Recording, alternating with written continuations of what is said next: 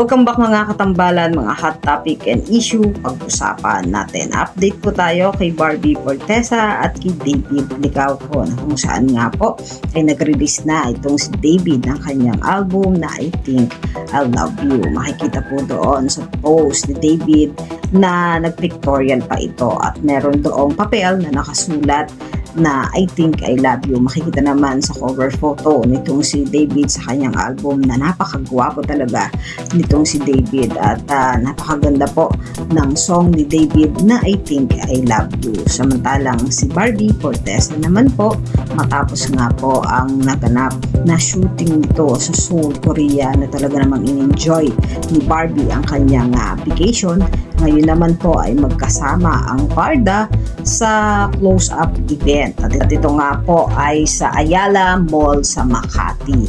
Kapansin-pansin na talaga namang pinilahan at dinubog ang event ng close-up. At dinubog din sina David at Barbie ng kanilang mga fans. Nakipagkamay naman itong sina David at Barbie sa kanilang mga fans sa event ng close-up. Makikita talaga ng talagang pinagkaguluhan ang Parda ng tawagin ito sa stage. Makikita naman ng spark ni na David at Barbie na magkasama. At makikita rin na napakagwapo at napakaganda itong si Barbie sa suot niyang red and white na damit. At talaga namang nakakakilig ang Parda at talagang pinagkaguluhan nga ng kanilang mga fans sa close-up event. Matatandaan nga na si Barbie ay solong dumalo nung nakaraan dahil sa pagpasok nga nitong si David sa bahay ni Kuya. Ngunit ngayon nga ay magkasama na muli ang Parda sa close-up event. Yan po yung mga update natin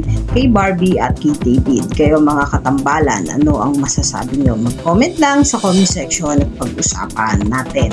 Yan ang mga hot topic and issue dito lamang sa Tambalang GK.